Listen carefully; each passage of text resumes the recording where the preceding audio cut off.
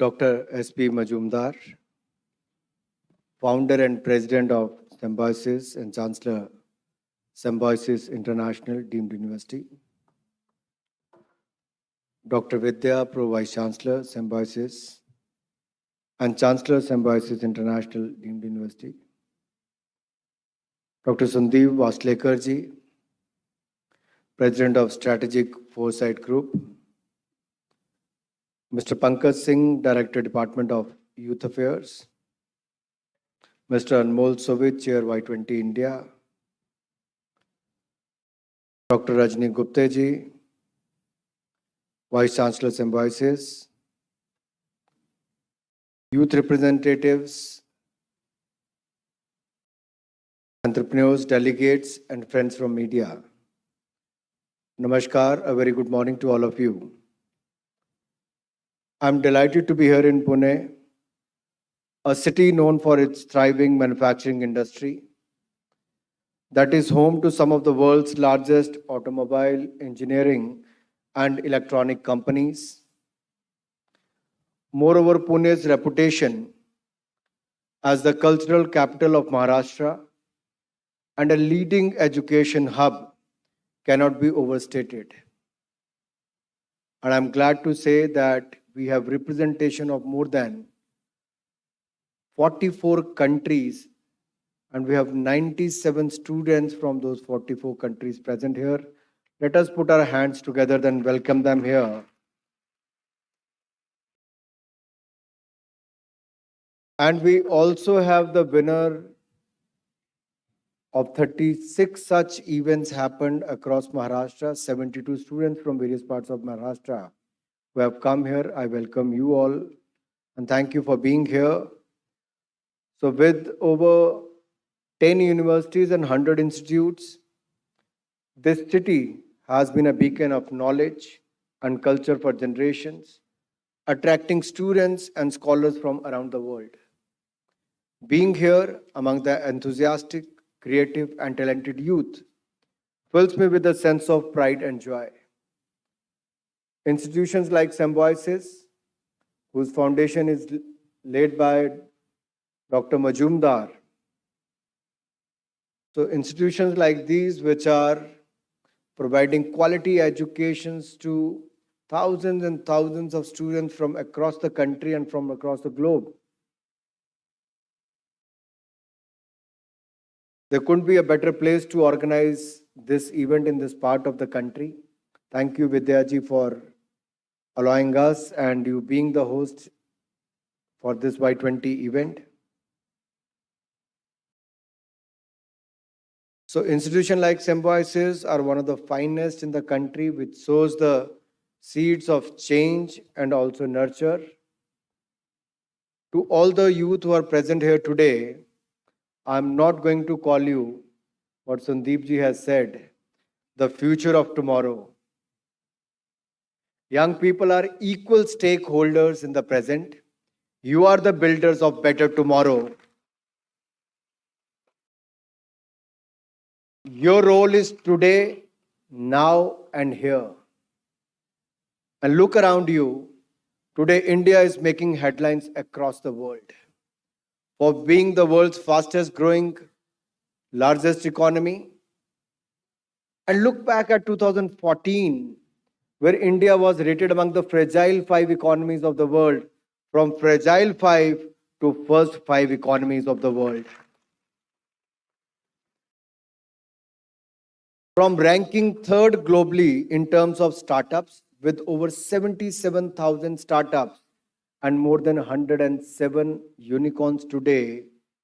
I still remember when Prime Minister Modi called me and Nirmala ji when I was Minister of State for Finance and said, we have to help these youngsters who have started these startups, whether with the incentives to the ease of doing business and others. Look at the vision of Prime Minister Modi and the hard work of our youth. In just a span of 8 years, India has become the 3rd largest startup ecosystem in the world today.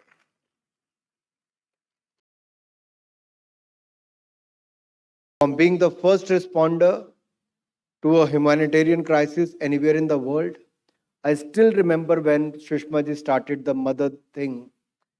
It was for the NRIs who lived overseas, how they can be helped. But if you look back, few years back, India was a recipient, मदद मांगने वालों में से था, आज भारत मदद देने वालों में बन गया है, ये बड़ा अंतर है.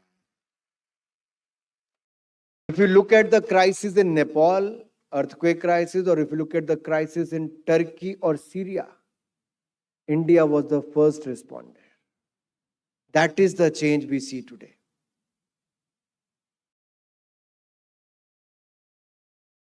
Vasudev Kutumbakam, Dr. Majumdar has rightly selected the motto for this educational institute. Sandeep ji was saying how we can fulfill this Vasudev Kutumbakam. Sandeep ji, I mean, if you look at the crisis which the humanity, especially our generation, has faced in the last couple of years, COVID-19 pandemic, even when the developed countries shirked away from their responsibilities and they was not ready to come forward and help, it was India. On one hand, we have administered more than 2.2 billion vaccines free of cost in India. At the same time, provided medicines and vaccine to more than 150 countries across the world. So, from humanitarian crisis to the crisis, at one time we were the second largest importer of the mobile phones.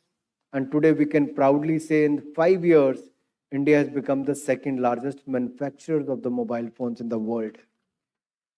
For having the largest number of female commercial pilots in the world, for providing free food to more than 800 million Indians in the last 2.5 years, for its ambitious climate actions, energy transition efforts and use of renewables, for attracting huge foreign direct investment from 162 countries across 61 sectors, for its citizens and diaspora, heading global Fortune 500 companies.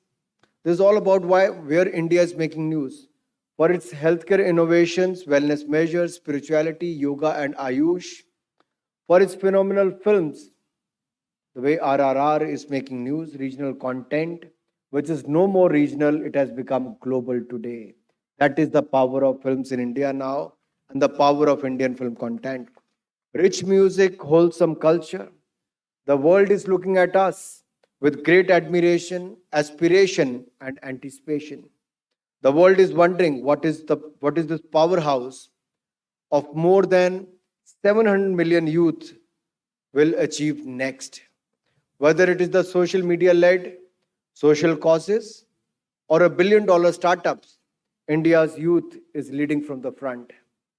The path-breaking stories of Indian youth serves an inspiration to people all over the world to follow their passions and make a positive impact in their respective fields. India's hosting of this prestigious G20, it's a great honor for us to have the G20 presidency, and it's a privilege for me and my department also to host the prestigious Y-20 summit as well. This presents an extraordinary opportunity to engage the collective efforts of the world's youth on issues and concerns that matter to them the most. The Y-20 summit provides a unique platform for young minds to share their vision, values, and ideas and collectively develop solutions and recommendations that will be submitted to the G20 leadership. India's role in this summit is not limited to speaking. It also aims to provide a space for youth to be heard and participate actively in shaping the global agenda. And for that, the Y-20 Summit 2023 has identified 5 key themes that will serve as guiding light for our youth. These themes have been carefully selected to empower young people to create, collaborate, and contribute to the G20's development agenda and the global community as a whole. These priority areas of the Y-20 summit point to the urgency with which this world has to reconcile with the reality of the changing times in our quest to survive and thrive. Today's consultation is centered on the theme peace building and reconciliation, ushering in an era of no war. Dr. Sandeep ji has already given his words of wisdom, thrown some light on that topic.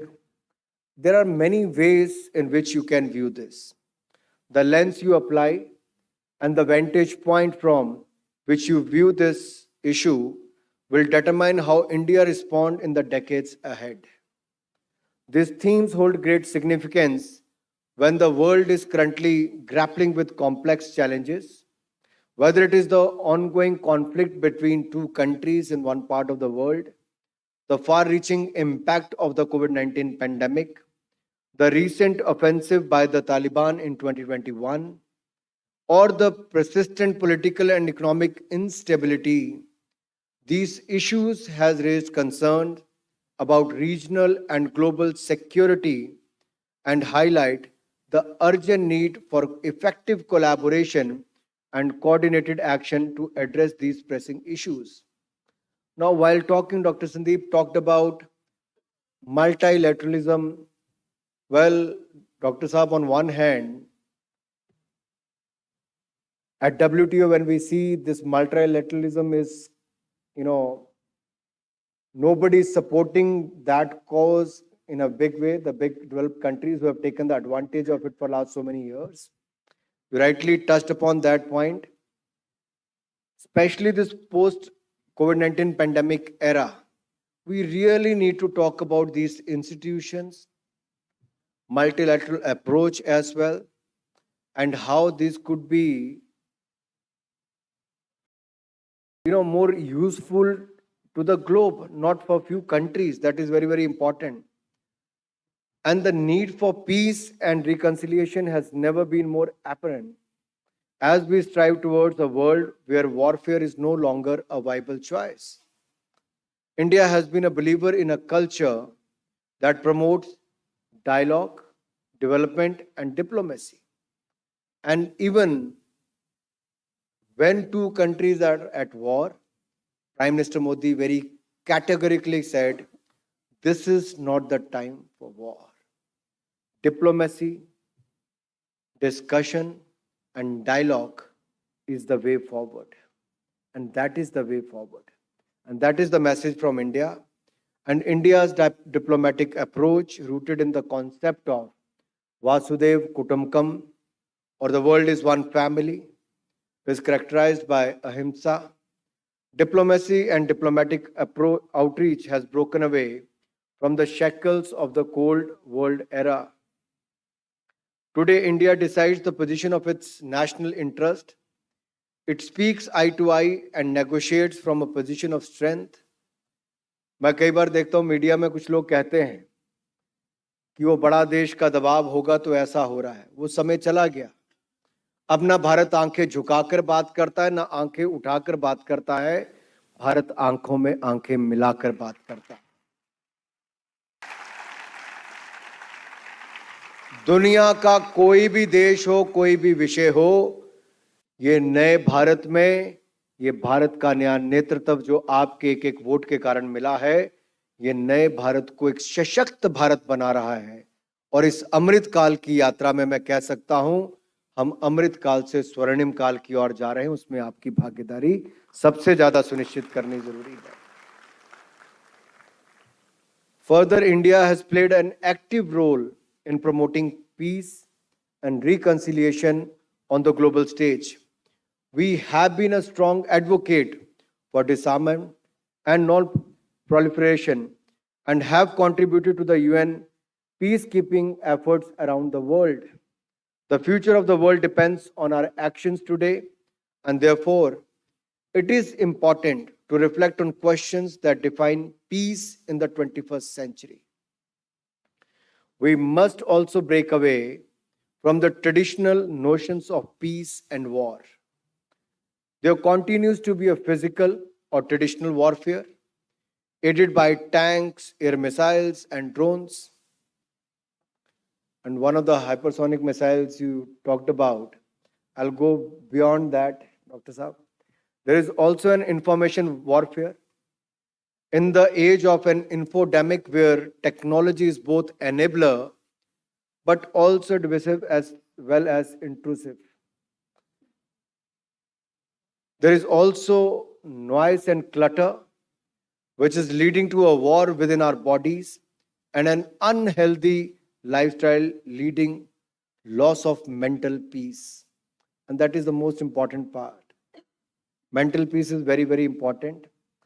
Me and Dr. Vidya were talking about the mental health issue on the way, that post-COVID, how mental health issue is becoming such an important topic today across the world. But at the same time, when we talk about the mental peace, it can be from an individual where you have a mental peace to a family peace, society peace, state peace to the global peace. So it starts with the peace of, with the mental peace, it will start. And with this age of infodemic, why I'm saying age of infodemic, but it was more than pandemic, it was infodemic. Because spreading of lies, misinformation and all led to loss of thousands and thousands of lives across the world. So at times we have to see whether the technology is an enabler or it is doing harm to us if we are not using it in the right way. So I would like to leave you with few thoughts. Is the absence of a border-related war the true meaning of era of peace, or is there more to it? How will we tackle the war of words on social media, the noise, the clutter that is disrupting our social media space? In fact, is the nature of the platform such that it feeds that these algorithms such content when posted? How will you meet the challenges faced by lifestyle choices that have unleashed a war on your health? How will you reclaim your peace, space, and sense of happiness in an age where we are constantly connected and even disrupted by the technology? How will we respond to global emergencies? Will we beat the repercussions of climate change and food scarcity on a war footing?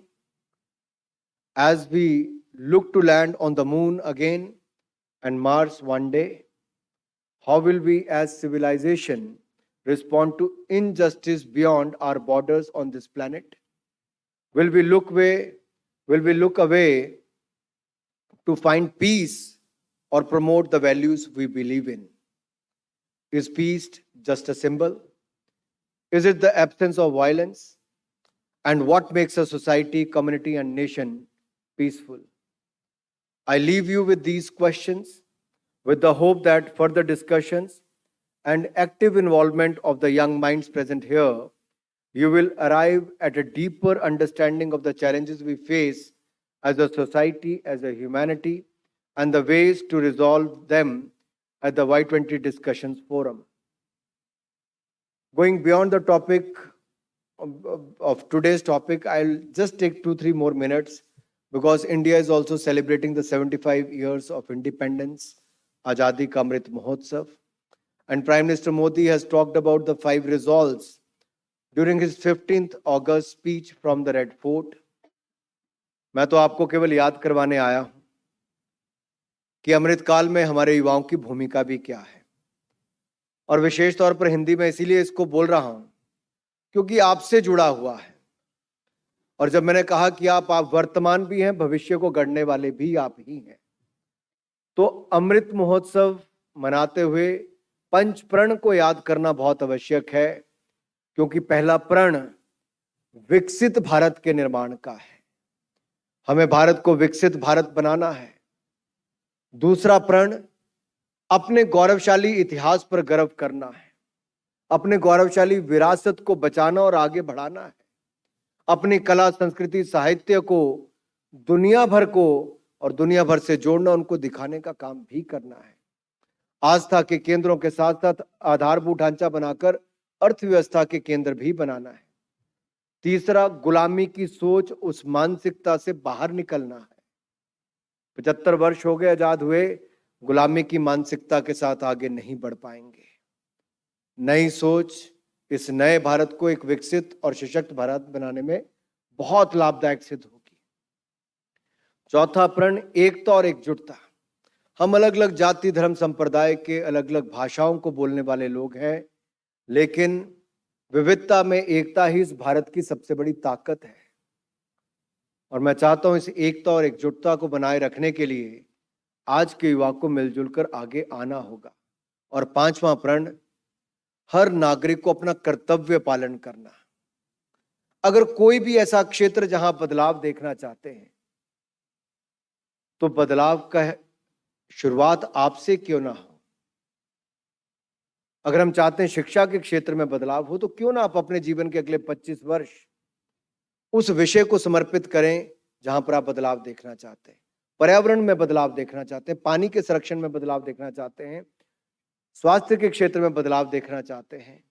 जैसे एक छोटी सी सोच देखने में छोटी लगती है, लेकिन डॉक्टर मजूमदार को लगा कि दुनिया के किसी हिस्से से एक व्यक्ति आया, जॉन्डिस भारत में हुआ, जो सरकार को देखने का, यूनिवर्सिटी को, फर्गुसन कॉलेज को देखने का काम था, उसकी बजाय एक दूरदृष्टि वाले व्यक्ति ने उसको देखा और एक ऐसी ग्रुप का गठन, एक सोसाइटी का गठन किया, एक ऐसा पौधा लगाया जिसके पीछे सोच एक ईमानदारी वाली थी, एक वासुदेव कुटुंब वाली सोच थी। तो आज वो पौधा वट वृक्ष के रूप में बनकर खड़ा हुआ है। तो कहीं ना कहीं आप भी अपना नागरिकों का कर्तव्य पालन करते हुए किसी एक क्षेत्र में जब आप काम करेंगे, तो आप देखिए, आप 25 वर्षों में देखेंगे बहुत बड़ा बदलाव आएगा। और अगर 140 करोड़ भारतीयों में अगर मैं 70 करोड़ युवाओं की बात कर रहा हूं और अमृत काल से स्वर्णिम काल की इस यात्रा की बात कर रहा हूं, तो आपकी भागीदारी के बिना वो अधूरी है। ये देश हमारा है, हम सबको जान से प्यारा है। हम लोग बात तो करते हैं बलिदान देने वालों की, बलिदान बहुत सारे नौजवानों ने दे दिया, देश के लिए शहीद हो गए, फांसी के फंदे भी चूम लिए, गोली भी खा ली, लेकिन उनका बलिदान व्यर्थ नहीं जाना चाहिए। आपको बलिदान देने की जरूरत नहीं, आप अपना योगदान देने के लिए तैयार हो जाइए। आपका योगदान ही देश के लिए बहुत होगा। और मैं आशा करता हूं ये योगदान बहुत पीसफुल सोसाइटी को बनाकर, हम जिस सोच को लेकर आगे बढ़े हैं उसको आगे बढ़ाते हुए अपने भारत को आगे लेकर जाएंगे। और जो स्वामी विवेकानंद जी का सपना था कि 21वीं शताब्दी भारत की हो, मैं जैसे जैसे एक एक करके, कहते ना आपकी आंखों के आगे से पर्दे हट रहे हैं एक एक करके, पिछले कुछ वर्षों में जितनी तेजी से बदलाव होते हुए देखा है, केवल अर्थव्यवस्था की दृष्टि से नहीं, पूरी दुनिया में भारत के नेतृत्व को मानने की जो एक शुरुआत हुई है, आज दुनिया भारत की ओर एक उम्मीद के रूप में देख रही है। World see hope in India, in India's leadership today. So we have to live up to the expectations. And I'm sure the youth of today is ready to deliver, ready to contribute, and to make India a global powerhouse today. Thank you. Jai Hind, Jai Bharat.